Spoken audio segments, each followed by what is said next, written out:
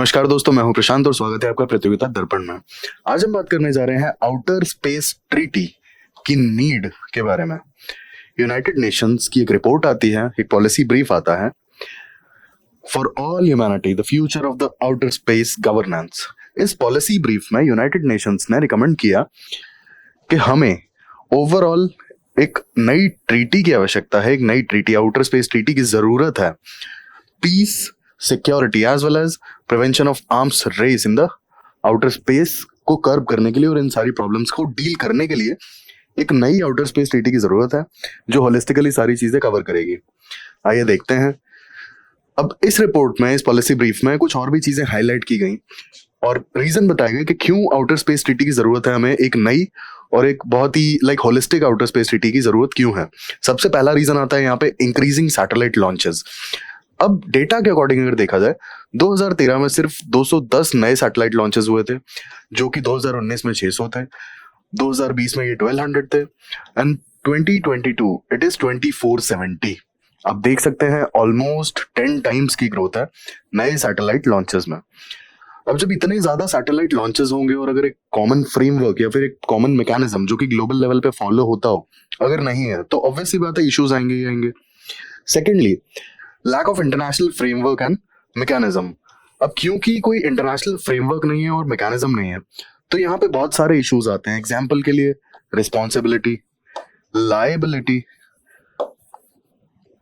और ये कोऑर्डिनेशन के जितने भी प्रॉब्लम्स आती हैं, ये इसी की वजह से आती हैं क्योंकि कोई भी इंटरनेशनल फ्रेमवर्क इंटरनेशनल लेवल पे नहीं है। और यहाँ पे अब होता है ना, इश्यूज जो आते हैं कि बेसिकली लायबिलिटी या फिर रिस्पॉन्सिबिलिटी, अगर किसी तरह का एक्सीडेंट होता है, आगे हम देखेंगे कि किसी तरह का एक्सीडेंट होता है या कोई मिसहैप होता है या कोई प्रॉब्लम आके खड़ी हो जाती है, तो उस केस में किसकी लायबिलिटी होगी, हु विल बी रिस्पॉन्सिबल। चाहे वो रेस्क्यू करने के लिए हो, चाहे वो स्पेसिफिकली अगर हम बात करेंगे तो डेब्री के लिए हो, इन सारे इश्यूज के लिए कौन रिस्पॉन्सिबल होगा, कौन जिम्मेदारी लेगा। Then fragmented coordination and traffic management of space.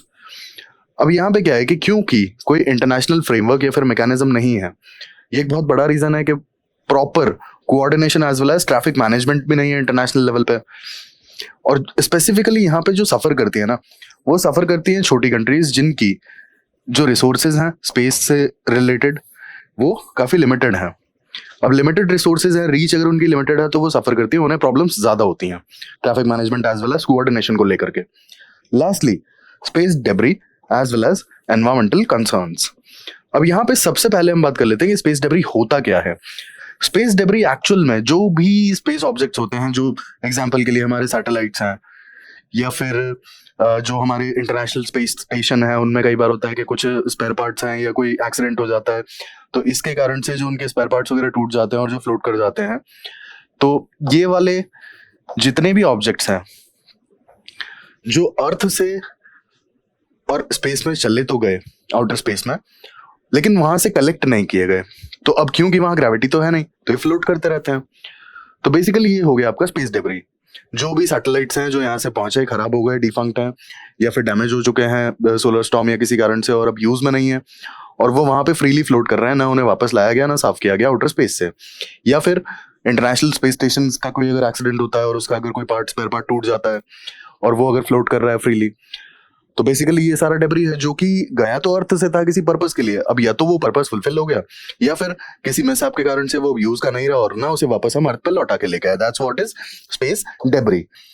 अब स्पेस डेब्री होता क्या है ना कि कोई लीगल फ्रेमवर्क या कोई इंटरनेशनल कोऑर्डिनेशन या मैकेनिज्म तो है नहीं इसको साफ करने के लिए, तो स्पेस डेब्री वहां पे due to lack of gravity free float करती रहती है अर्थ के आसपास।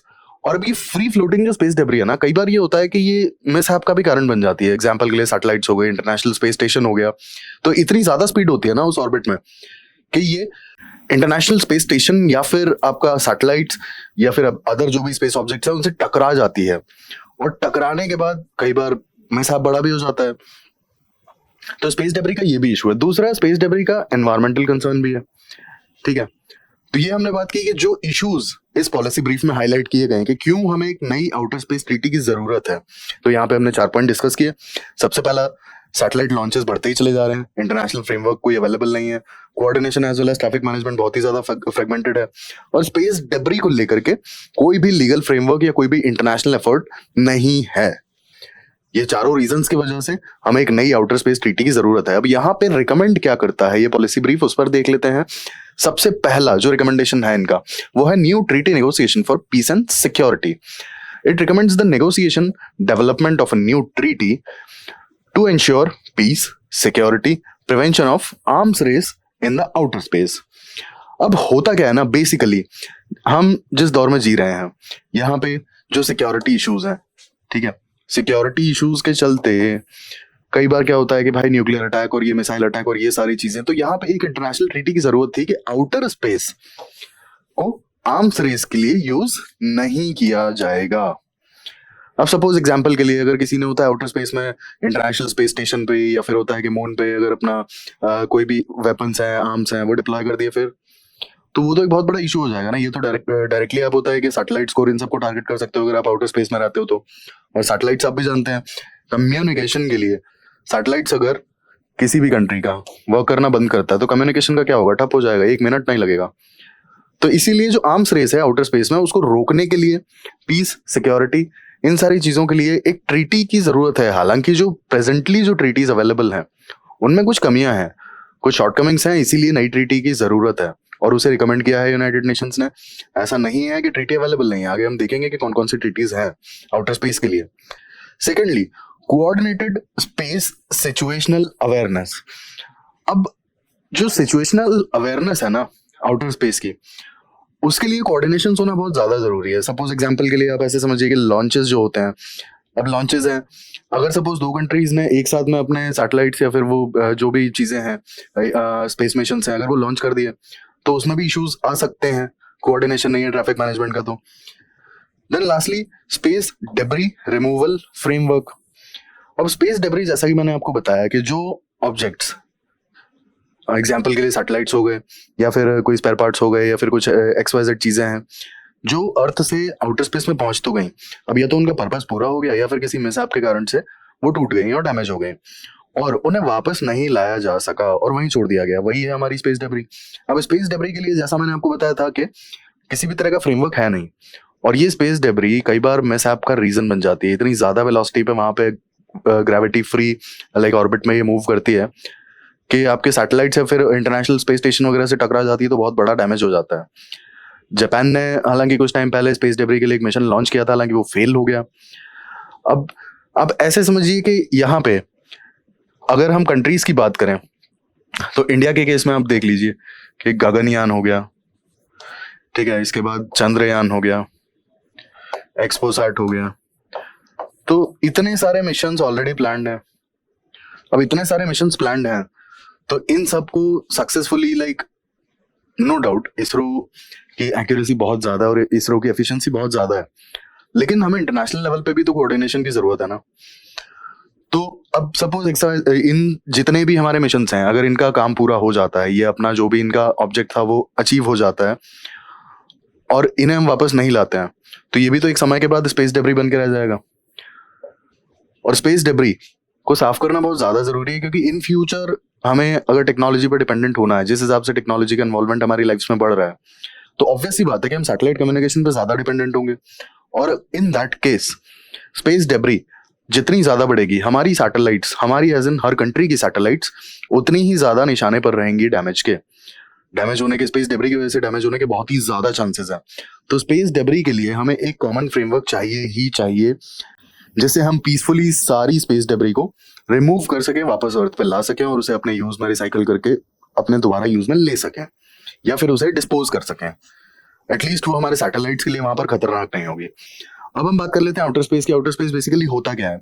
आउटर स्पेस वो स्पेस है, दैट सेलेस्टियल स्पेस, जो अर्थ के एटमॉस्फेयर के बाद में आता है, बियॉन्ड अर्थ्स एटमॉस्फेयर, जहां पे ग्रेविटी कोई काम नहीं करती, सेलेस्टियल बॉडीज के बीच में होता है। It exist beyond the Earth's atmosphere and extends indefinitely throughout the universe. अब जहां हमारा अर्थ का एटमॉस्फेयर खत्म होता है और जहां ग्रेविटी एकदम लो होती जाती है और खत्म हो जाती है, दैट्स इट। अर्थ की जहां ग्रेविटी खत्म हुई, that's what is outer space. और ये इनडेफिनिट है। अब यहाँ की खास बात है कि यहाँ पे density as well as pressure बहुत ही कम होता है या नेग्लिजिबल होता है और एयर इज एब्सेंट। ये हो गया हमारा आउटर स्पेस। अब हम बात कर लेते हैं कि कौन कौन सी ट्रीटीज अभी अवेलेबल हैं आउटर स्पेस के लिए। सबसे पहले आती है आउटर स्पेस ट्रीटी। अब जितने भी आपके एक्सप्लोरेशन के मिशंस हैं, या फिर स्पेस के जो मिशंस हैं उनसे डील करती है आउटर स्पेस ट्रीटी। इसके बाद आउटर स्पेस ट्रीटी एक चीज और प्रिवेंट करती है, आर्म्स रेस।